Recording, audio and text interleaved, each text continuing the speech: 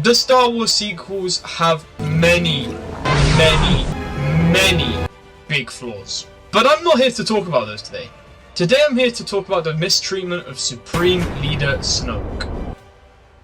Wrong video. Oh, okay. Today I'm talking about the mistreatment of General Hux. In 2015, Star Wars returned to the big screen for the first time in 10 years with The Force Awakens. This promised to introduce us to a new era, new characters, new worlds, and a fresh story. And one of these new characters being General Hux of the First Order. This is a character that sat on a pedestal extremely high within the First Order, literally level with Kylo Ren and just below Supreme Leader Snoke. In principle, General Hux had a lot of potential to be one of the coolest characters in the sequel trilogy, following in the footsteps of characters, for example, like Thrawn, Krennic, or even Moff Tarkin, an intimidating war general that was cold-blooded. Our first real introduction to this character is actually on Starkiller Base, with this spine-chilling speech that he gives. We'll bring an end to the Senate, to their cherished fleet. All remaining systems will bow to the First Order, and we'll remember this as the last day of the Republic! Bear in mind, this speech is right before he just obliterates billions of people on several different planets. This really set the tone for the character that he promised to be in this trilogy. And so did his actor Domhnall Gleeson, who played this slimy yet intimidating character in the first movie. The character that could even rival Kylo Ren for being the heir to Supreme Leader Snoke within the First Order. And Disney made it so you could see this dynamic in the first movie. It was very evident that there was a rivalry and this rift between them in terms of their relationship, and that Hux really wanted the power of a war general to be the supreme leader of the First Order. But The Force Awakens would be the end of the start of how we see Hux in this light.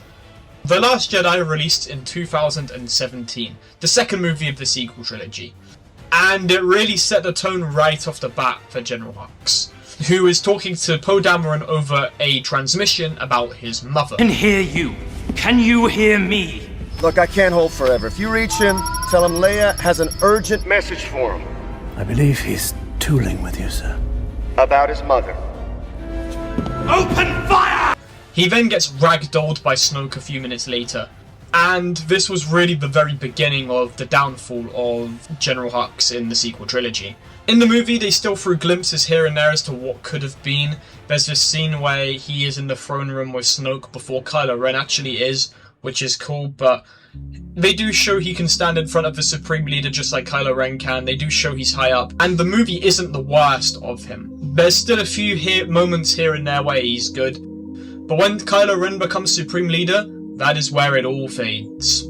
He just straight up becomes a lapdog for him. And that is extremely disappointing. His whole character has been set up to be this rival of power to Kylo Ren in the First Order. But Kylo Ren just took the role of Supreme Leader without any contest from Hux. And in 2019, the final nail in the coffin was struck. The Rise of Skywalker. Not only just for Hux, but also for Disney, Star Wars, and the sequel trilogy.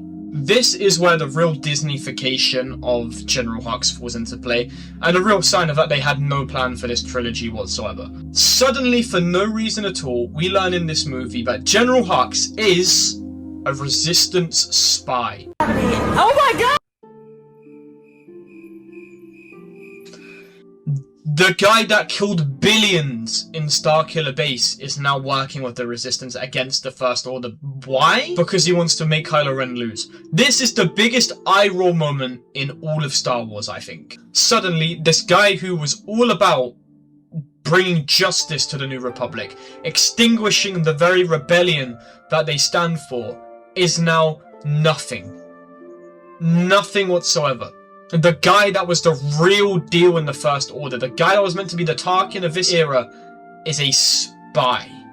And that is the Disneyfication of General Hux. Let me know what you guys think. Is there any other characters you want me to talk about? And make sure to like and subscribe. I'm trying to hit 5k by the end of summer, so make sure to hit that subscribe button or my dog will eat you alive. Thank you so much for watching. Take care.